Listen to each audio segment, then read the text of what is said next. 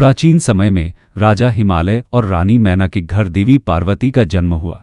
यह माना जाता है कि देवी पार्वती सती का पुनर्जन्म है, जो भगवान शिव की पहली पत्नी थी।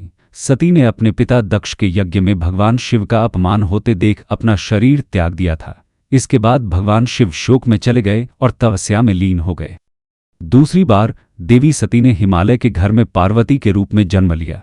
रानी मैना और राजा हिमालय अपनी पुत्री को बहुत प्रेम करते थे। देवी पार्वती का पालन पोषण एक आदर्श कन्या के रूप में हुआ और वे शुरू से ही भगवान शिव को अपने मन में बसाए हुए थी।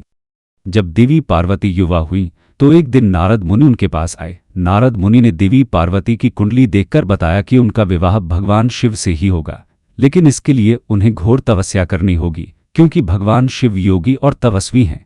यह सुनकर देवी पार्वती ने भगवान शिव को पति रूप में प्राप्त करने का संकल्प लिया और घोर तपस्या का मार्ग अपनाया। उन्होंने प्रारंभ में फल फूल खाए, फिर कुछ समय बाद केवल सूखे पत्तों का सेवन करने लगी। समय बीतने के साथ उन्होंने पत्ते भी त्याग दिए और बिना भोजन और जल के घोर तपस्या करने लगी। इस कठोर तप के कारण ही वे ब्रह्मचारिणी कहलाईं, जिसका अर्थ है तप का पालन करने वाली। देवी पार्वती की तपस्या देखकर सभी देवता और ऋषि मुनि अचंभित थे। उनकी तपस्या से प्रकृति भी प्रभावित होने लगी थी। अंततः भगवान ब्रह्मा ने उनकी तपस्या से प्रसन्न होकर देवी पार्वती को आशीर्वाद दिया कि भगवान शिव उनसे प्रसन्न होंगे और उन्हें पत्नी रूप में स्वीकार करेंगे।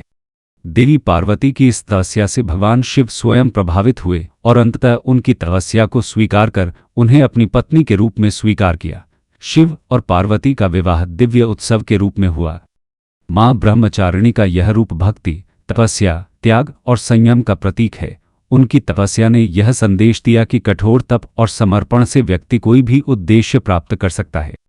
मां ब्रह्मचारिणी की पूजा करने से भक्तों को संयम, तप और दृढ़ संकल्प की प्राप्ति होती है। नवरात्रि के दूसरे दिन मां ब्रह्मचारिणी की पूजा की जाती है और उनकी कृपा से साधक को आत्मनियंत्रण और जीवन की कठिनाइयों को सहन करने की शक्ति मिलती है।